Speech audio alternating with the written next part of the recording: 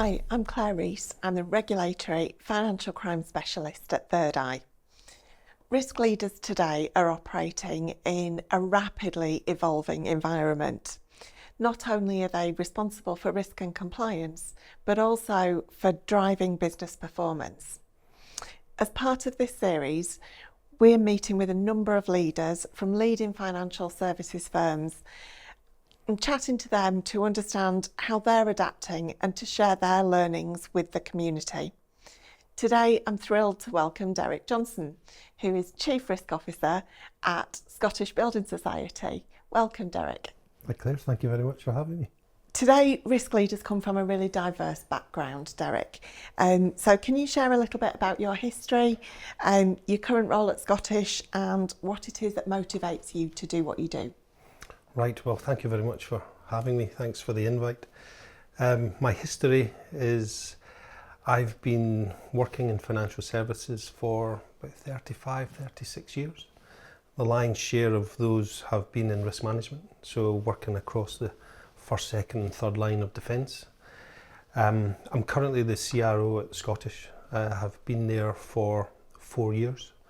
I'm also the money laundering reporting officer at the Scottish as well. So yeah, prior to that I'd spent nearly 20 years at a big bank, a couple of years at a big four, and then I'd started my career in a bank as well. So financial services, risk management background, and yeah, what motivates me for my job, was that the question? Yeah. I think from my point of view, risk management is quite exciting. You know, it's not everyone's bag. We have to consider, you know, what the business is trying to achieve, what's the strategy they're trying to achieve, and then consider what the downsides are, what's the opportunities, what's the threats, the challenges, etc. And just make sure that our voice is heard and those things are being factored into those key decisions. So it's a role full of variety. It's pretty relentless. Yeah. And but no, it's you know, for me it's you know, my job is not just to say no. My job is to say yes, but, and just make sure that, you know, things are being factored in and considered accordingly. So yeah, that's kind of where I've been and where I'm at. Fantastic, thank you. Can you share a bit of background about the Scottish Building Society as well? And I'm interested in what the key differences are from coming from a big bank into a mutual. Yeah, so the Scottish Building Society is the oldest remaining building society in the world. So we're formed in 1848. The only building society headquartered in Scotland. So we're very proud and protective of our heritage. I imagine. And you know, it's been around for 175 plus years, and essentially just serving customers, you know, providing mortgages to customers wanting to buy their first home, and also offering a safe haven for savings. So we have got members across the UK, predominantly based in Scotland, our heartland as it were. And yeah, coming from a big bank to a mutual was new to me. I wouldn't say it's slower, or I wouldn't say, you know, it's like Sleepy Hollow, but there's a lot to do. You know, there's you don't have the pressure of shareholders and working in a big PLC and all that. But you still have members to serve, you've still got to run a business as efficiently as you can, you've still got the risks to consider, and you know, you've still got to essentially make a profit so you can return that money back to its members, and then you can invest in the society to kind of make sure that it remains relevant and that you're providing products and services that your members need. Yeah, fantastic. So can you also share with me a time when your team's work really mattered? So we've talked about what motivates you, but is that catching a fraud ring or preventing customer harm? And what about the particular event made it significant for you? Yeah, so there's a couple. So let me cover off a couple. So the Consumer Duty requirements came into force a couple of years ago. Yeah. So that was widespread across the industry. And just because you're a mutual or a small building society, you don't get the opt-out of these requirements. So we approach that as we approach anything. You know, we translate the requirements, we understand what it means for the society, for what we need to do. And we applied it rigorously across the business. And that could easily have been something that was me to lead or risk-led, when in fact what we try to do is make sure that the business heads and the senior management of the society were actively involved and engaged in that in that work. Yeah. And really trying to drive that cultural change. So we led it, and we made sure that we met the deadlines, we met the requirements. We kind of linked in with externals and made sure that what we were doing wasn't too much, and it was proportionate to our size. Yeah. But really putting the onus on the senior leaders within the society to make sure that they had that responsibility and accountability for kind of their element of it. So that's been a real positive. And I think for where a risk team has made a difference, I think that's been good. When we talk about consumer duty, not everyone just looks to me. They look around the table and say, and I can hear them talking about things they're doing, and they reference the duty and they reference the requirements, and so that has been a real positive. Similarly, when we had to, the authorised push payment fraud came into play, and we had the confirmation of payee deadline. So there were again processes that needed to be upgraded and considered, and staff educated and all those things. So we made sure that again we translate the requirements, we are proportionate in our response, and that we work with the business leaders and the business teams to say, right, this is what we require to do, and really educating on the what you need to do, but also the why. Yeah. And why it's important that we do this. So again, where it's made a difference, we had an example where a member came in. They were looking to withdraw a large sum of money, or they're looking to move a large sum of money out of their account.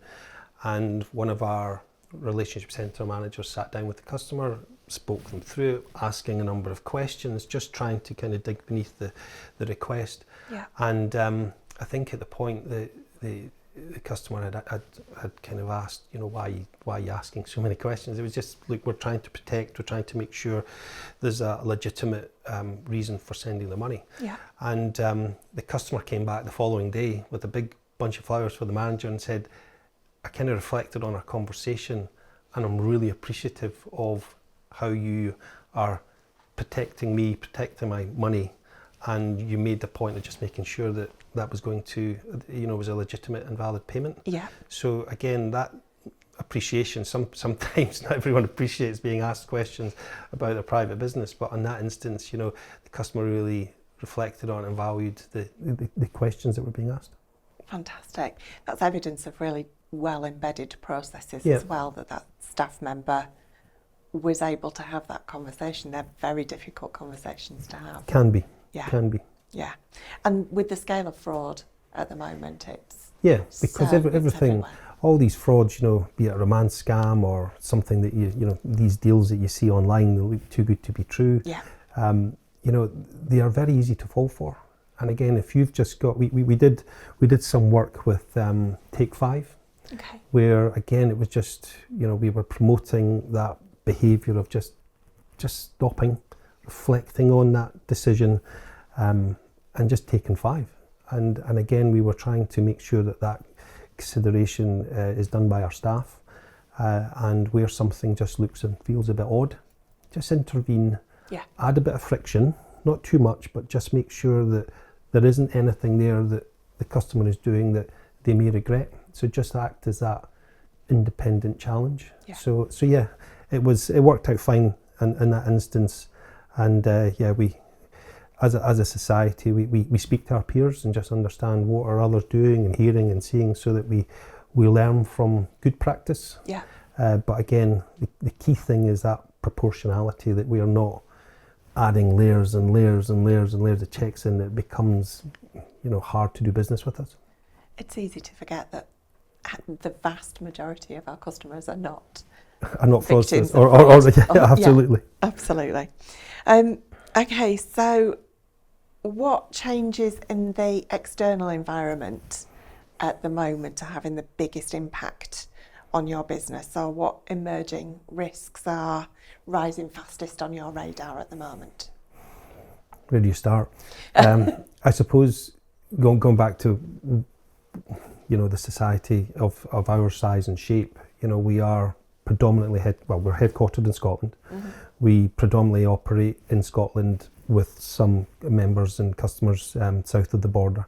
So we're not international. We're not kind of, operating in different jurisdictions. So that helps to kind of protect you to some extent from a lot of the geopolitical stuff that's out there. Yeah. That said, some of the waves kind of come through, and if that's into the economy and cost of living and interest rate changes, so those things will have an impact on the society and its members. So we've just got to be aware of these things and making sure that we are taking action as required to kind of mitigate the threat to society and its members.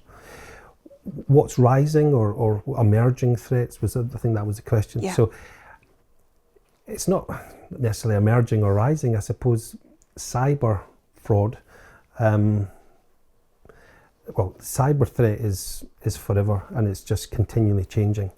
I think the added dimension of AI, where you've now got good AI and not so good AI, which again adds that new dimension into the cyber threat that we all face, and again, like many of our peers and others in the financial services industry, we've just got to make sure that our defences are relevant and adapt to the threats that we hear and see.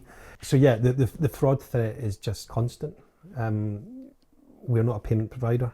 We don't offer current accounts and unsecured loans and things that could be targeted by fraudsters. So there's protection in that we've got that closed loop where customers' money will come into their account and will leave back to their account. Yeah. That said, we're not immune to it. We do see attempts by fraudsters to open accounts and get a foothold into the society. So again, our controls and our defences kick in at that point, and we just make sure that where we see that we act on it. And similarly, any intel that we're getting from our peers or through the Building Society Association, just anything, or from our suppliers or any insights that we gain, again, that we adopt those accordingly. Yeah, fantastic. Networking's key in the financial crime world. Absolutely. I've always found. So how do you ensure that the risk function enables and not just protects the business? So for me, it's really important that risk has a seat at the table for from the strategy conversation. So where does the business want to go?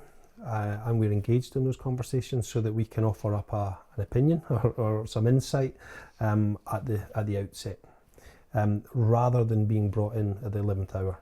Yeah. And it's a case of, this is a done deal, this is what we're doing, what do risk think? Yeah. So I think that means by which we are actively involved in the conversation and we can influence as we go along. For me, that means we're enabling the business to do what it wants to do, and we're doing it in accordance with our risk appetite. Yeah. And we are considering risk as we're moving forward. So that's the way I've operated for the bulk of my career, and thankfully that's the way that we operate within the society, where risk are an active contributor. So a strong alignment between risk and strategy. Yeah, there's the old cliche around trusted advisor or critical friend. I think we are invited into the room. Your role specifically then, Derek, how do you think that's changed in the last few years? How's it changed? As I said at the start, the roles, it's quite relentless. And again, going back to the previous question around that our input is sought on various conversations. So I could come into a strategy meeting, you'd then be involved in a risk committee, you then go into a credit committee, you'd be then involved in some marketing activity, you could then be involved in some of your own teamwork, you're then dealing with a supplier, you're then dealing with internal audit, external audit, you then may have, we have periodic calls with the regulator. So we have a number of stakeholders that we are actively involved with, which is good. So it's not new, but it's just that as the society grows and gets a bit bigger and maybe takes on maybe a couple of new suppliers, it just means that we are continually kind of required to stretch into those areas. So it's and just as the landscape, we're moving at breakneck speed as a industry.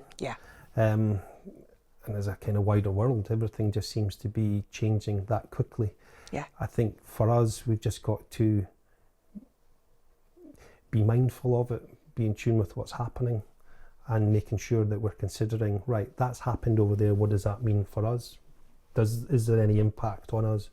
And, as a risk team, I try and encourage my guys to be proactive, look round corners, what's coming over the hill, what are you hearing and seeing elsewhere? We're a relatively small team, small society. So you mentioned network, leveraging your network, understanding what others are going through, what challenges they have, is important. Yeah. You mentioned suppliers as well and managing that supply chain. Mm-hmm. What does a strong partnership look like for you, whether that's with industry bodies or regulators or suppliers or even competitors? Open, honest and proactive, bringing ideas to the table, bringing insight to the table. So what we look to, if we're engaging with a supplier, is they typically have engagement with other societies or other institutions. So we're not asking for secrets, we're just asking for the insight and understanding of what are others doing, what would be again relevant to us that we could adopt, and it would allow us to deliver good things for our members and protect the society. So that sense of coming to the table with ideas, we saw this, we thought of you, and being receptive to challenge and being receptive to things that we come to the table with, saying, we've been using your system or we've been using your service, we think if you did this it would be great. And being open and receptive to those things.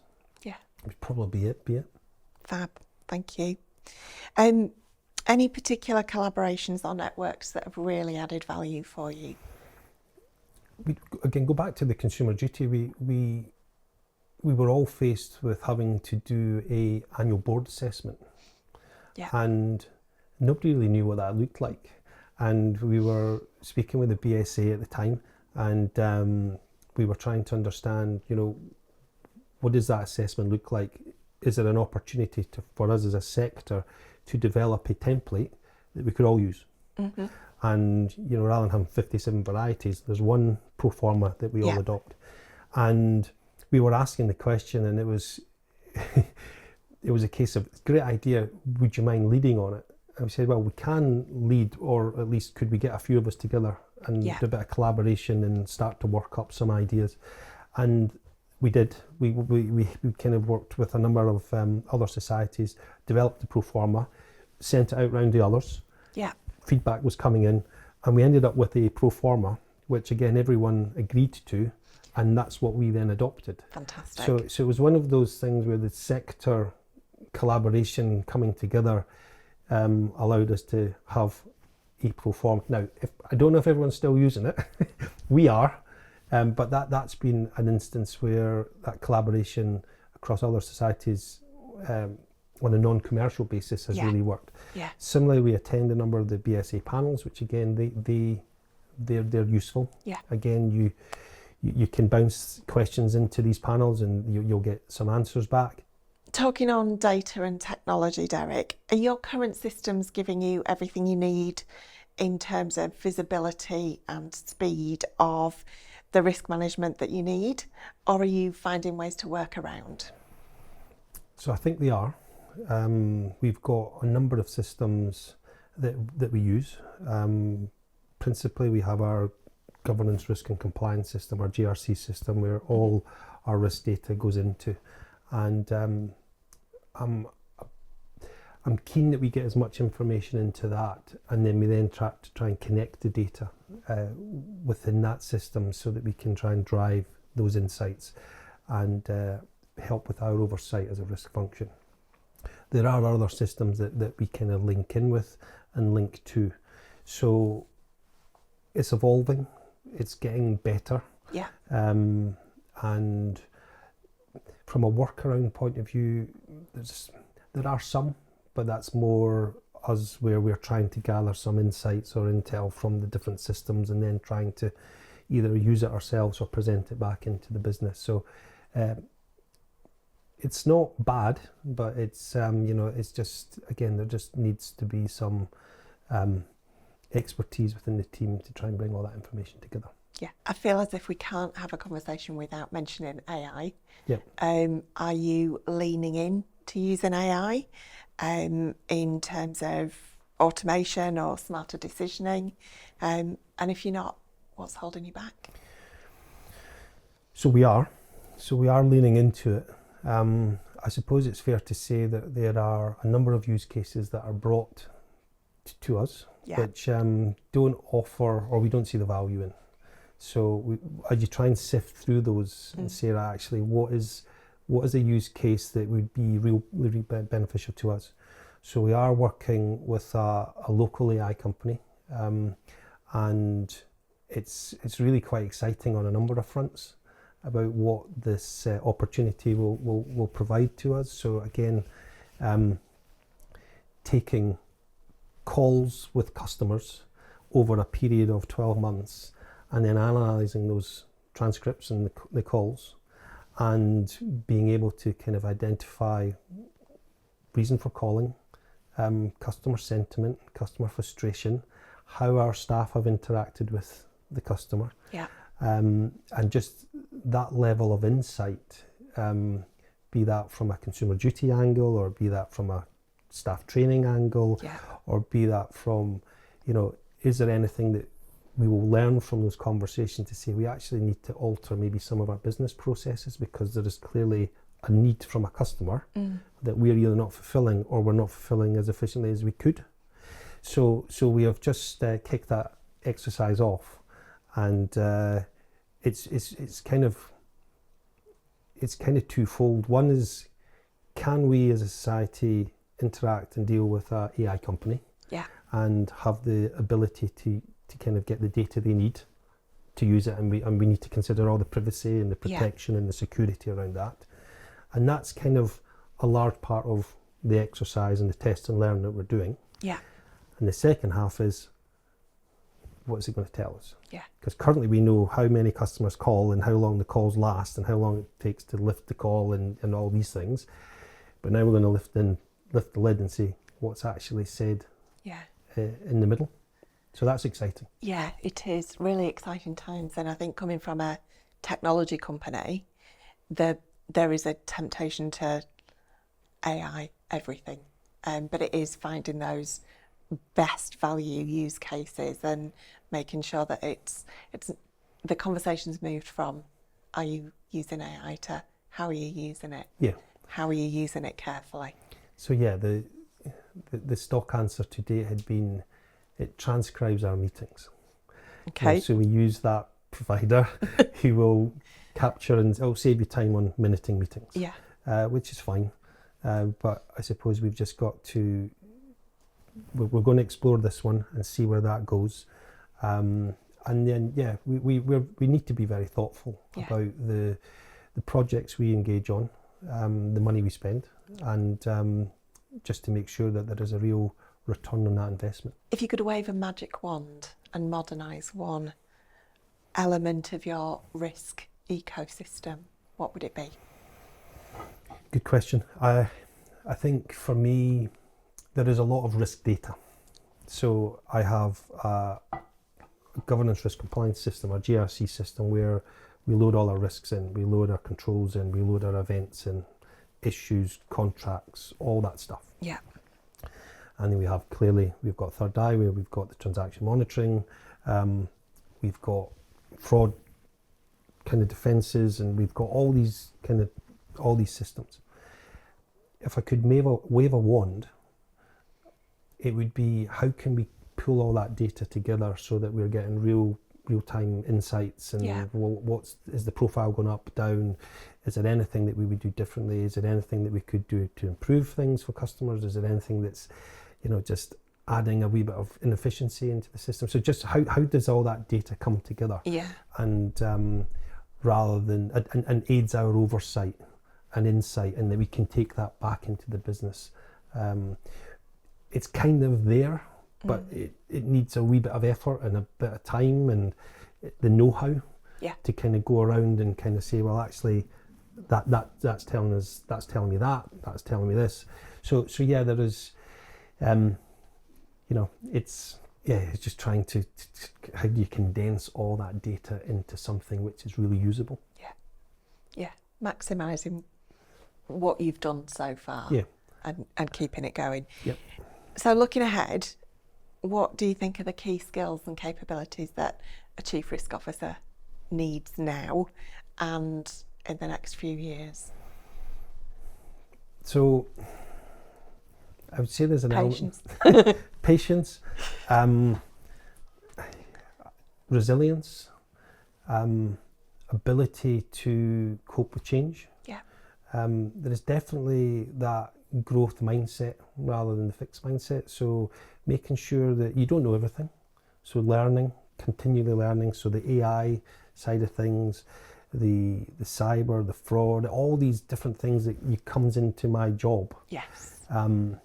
Credit, financial risk, operational risk, compliance, conduct, regulatory, environment changing. So there is definitely a need to continually accept change is just a part of the job, but also to learn. Yeah. And to make sure that you remain future ready and capable, rather than just being a black and white TV in a digital world and just saying, well, this is the way I've always done it.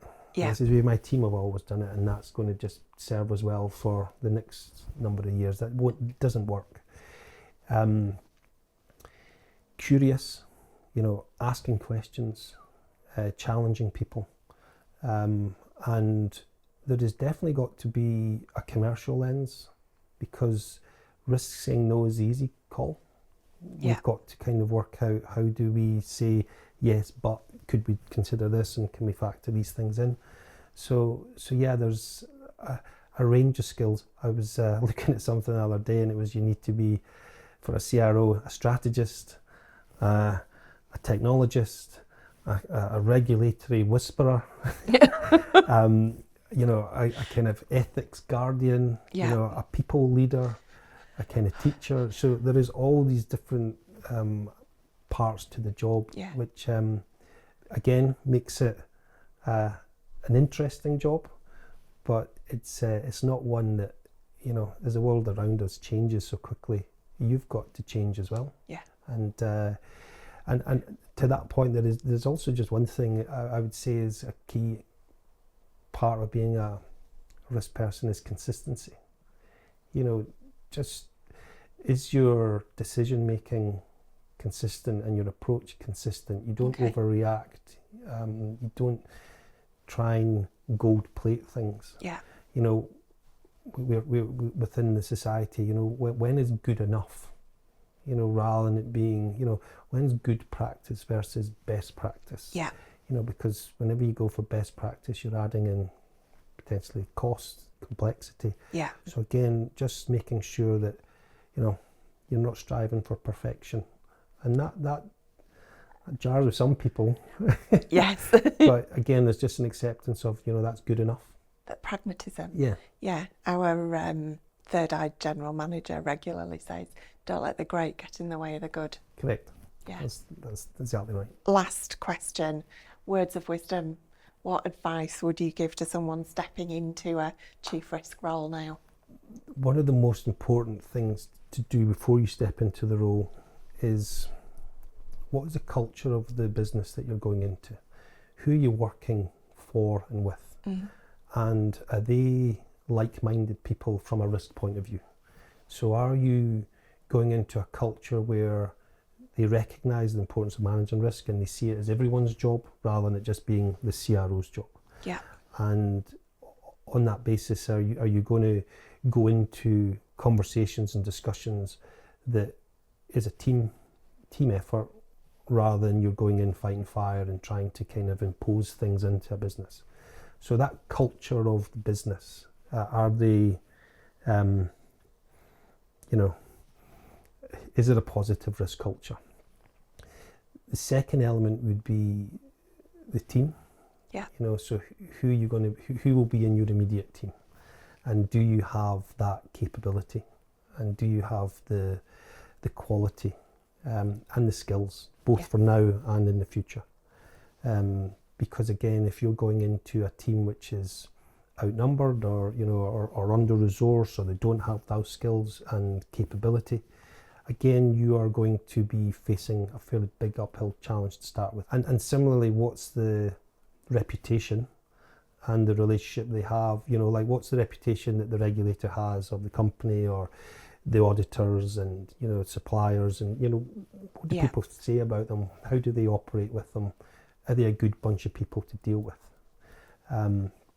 That would be a kind of couple of things that I would say that if I was to start again, I would certainly be kind of interested in those elements. And obviously, if you were going in to be a CRO in a different sector, or a different, you go from bank to mutual, or if you're going from finance to somewhere else, again, do you understand the industry that you're going into? Do you understand the risks that industry faces? Is there the regulation around it? And because in this role, there's an expectation that you know stuff and you can do the job from day one.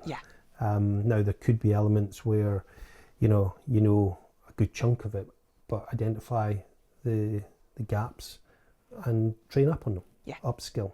Don't expect to, there'll be many a CRO that will go into the role thinking, I don't know a lot of, do I need to know everything to do the job? I would say you need to know a large percentage of it, and you can upskill on the other bits. But again, the importance of having a strong team around you, I cannot underestimate or understate that. Recruiting knowledgeable staff into the risk team that again can deal with senior stakeholders. They know their stuff, and again, you can learn from them, they can learn from you, and ultimately, part of my job is to try and build a legacy or a succession for who comes in after me, and can that be homegrown, and can I recruit somebody and have people in my team that are CROs of the future. There's so much advice in there. I feel like that's a really good place to wrap up, Derek. So thank you so much for joining us today. Really appreciate that, and I know a lot of people across our community are going to get a lot out of this, and lots of nuggets of Derek wisdom to take away. Thank you. Thank you very much.